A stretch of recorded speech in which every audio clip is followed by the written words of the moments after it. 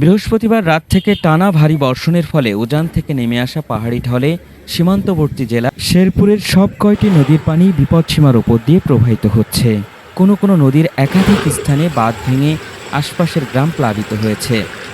শেরপুর সহ জেলার অন্যান্য উপজেলা ও পৌর শহরে জলাবদ্ধতায় বাসাবাড়িতে পানিবন্দী হয়ে পড়েছে লাখো মানুষ।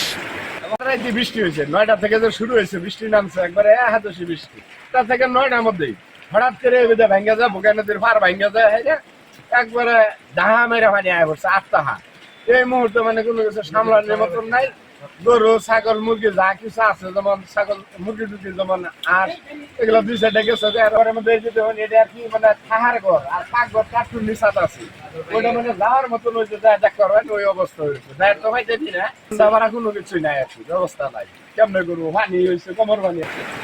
শেরপুর পানি উন্নয়ন বোর্ডের দেওয়া তথ্য অনুযায়ী জেলার পুরাতন ব্রহ্মপুত্র নদের পানি বিপদসীমার 659 মিলিমিটার, পাহাড়ি নদী চেল্লাখালীর পানি 525 মিলিমিটার ও ভোগাই নদীর দুটি পয়েন্টের পানি 172 মিলিমিটার এবং 56 মিলিমিটার ওপর দিয়ে প্রবাহিত হচ্ছে।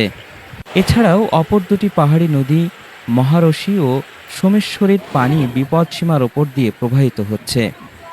বিভিন্ন স্থানে নদীর বাঁধ ভেঙে বাঁধ উপচে প্রবল বেগে ঢলের পানি লোকালয়ে প্রবেশ করে দুর্ভোগ সৃষ্টি হয়েছে।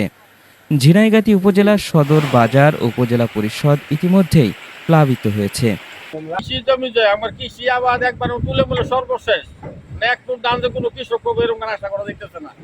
আশা করা দাম পাওয়া যেত না। বাড়ি ঘরের যে অবস্থা, সকল বাড়ি ঘরে পানি। আমার জীবনে আমি জন্মের পরে এই প্রথম এই নাটকগঞ্জ স্থলবন্দরের হাইওয়ে রোডে 2 ফিটের উপরে পানি স্রোত, এবং নদী এত গভীর, তারপরেও যে পরিমাণ বৃষ্টি হয়েছে এই পানির কারণে আমাদের ঘরের ভিতরে 2 ফিটের উপরে পানি।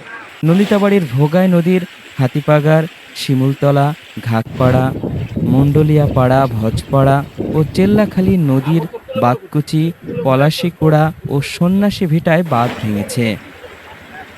নদীর পানিতে তলিয়ে গেছে জেলার প্রধান গুরুত্বপূর্ণ অন্তত 10টি সড়ক এবং অভ্যন্তরীণ অন্তত অর্ধশত সড়ক ক্ষতিগ্রস্ত হয়েছে।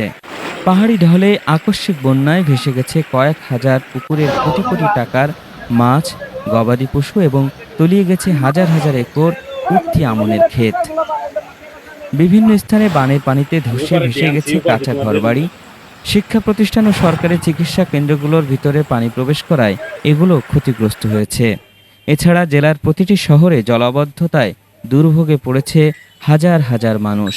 বন্যায় আটকে পড়া এসব মানুষদের উদ্ধারে কাজ করছে ফায়ার সার্ভিসের কর্মী।